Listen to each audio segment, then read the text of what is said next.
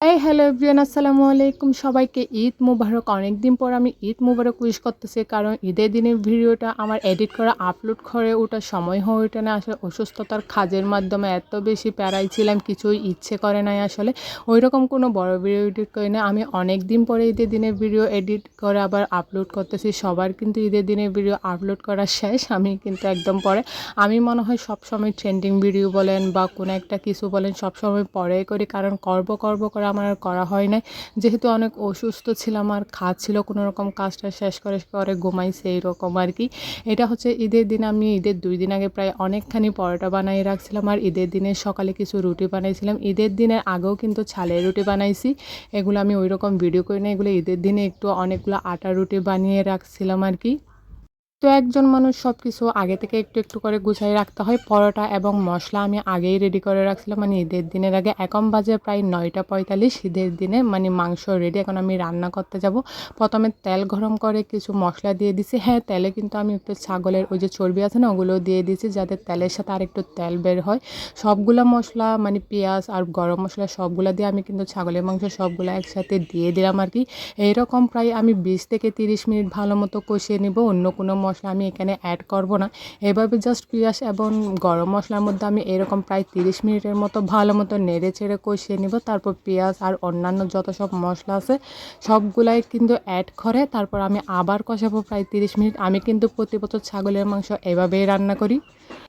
আদা রসুন পেঁয়াজের পরও কিন্তু আমি এখানে বাদাম বাটা, তারপর নারকেল বাটা, পেস্তা বাদাম অনেক কিছুই কিন্তু আমি এখানে অ্যাড করছি। তারপর যত সব মশলা আছে, এই যে হলুদের গুঁড়া, ধনিয়া গুঁড়া, মরিচের গুঁড়া সবগুলাই দিয়ে কিন্তু আমি আবার আধা ঘন্টা প্রায় কষিয়ে নেব, যতক্ষণ না তেল উঠা হয়।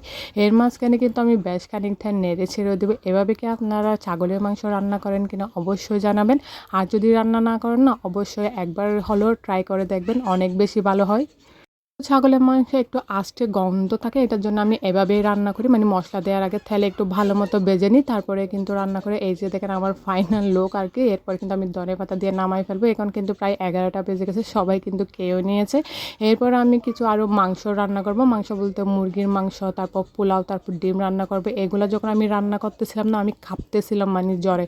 পরে না ফেরে আরও 2টা ওষুধ খেয়ে এসে তারপর এই রান্নাগুলো করছি। কত যে কষ্ট হয়েছে, আমি মনে করছি আমি ঈদের দিনে কোনো ভিডিওই নিতে পারবো না। তাও টুকটাক করে যা পারছি তা নিছি। এখানে আমি মাংস রান্না করব। এইগুলো মুরগির মাংসগুলো রান্না করার কথা ছিল কাঁচামরিচ দিয়ে, আমার সামনে কাঁচামরিচ ছিল, তাও আমি বলে লাল মরিচ দিয়ে দিয়েছি। আসলে এত বেশি অসুস্থ ছিলাম, আমি ভাবছি আমি মানে শোয়া থেকেও উঠতে পারবো না, কিছুই করতে পারবো না। তাও সাহস করে মনের জোর নিয়ে চলে এসেছি আর কি ওষুধ খেয়ে। এই না, কোরবানি ঈদের 2 দিন আগে থেকে এত বেশি অসুস্থ হয়ে পড়ছি, মানে আমি এর আগে থেকেও একটু একটু অসুস্থ লাগতেছে, তাই একটু একটু কাজ আগে থেকেই মানে প্রিপেয়ার করে রাখছিলাম আর কি। ঈদের দিনে তো একটু টুকটাক করে রান্না করছি, যেহেতু আমরা মানুষ মানে কম, ছাগল স্বামী আর শাশুড়ি ওই রকম সবাই মিলে করতেছিল। আমি কিন্তু একাই সব রান্না করছিলাম অসুস্থ নিয়ে। এদিকে পোলাও কিন্তু আগেই আমি সিদ্ধ করে রাখছিলাম, ওগুলো ভিডিও করি না আসলে, তখন আমি অনেক অসুস্থ ছিলাম। এভাবে কিন্তু আমি পোলাওটা একটু ফ্রাই করে, মানে প্রথমে সিদ্ধ করছি তারপর ফ্রাই করছি, এরপরে কিন্তু আবার পেঁয়াজ টমেটো দিয়ে আরেকটু সুন্দর করে আমি এভাবে ভেজে নেব। এরকম করলে কিন্তু আমার অনেক বেশি ভালো লাগে, খাইতেও কিন্তু অনেক বেশি ভালো হয়।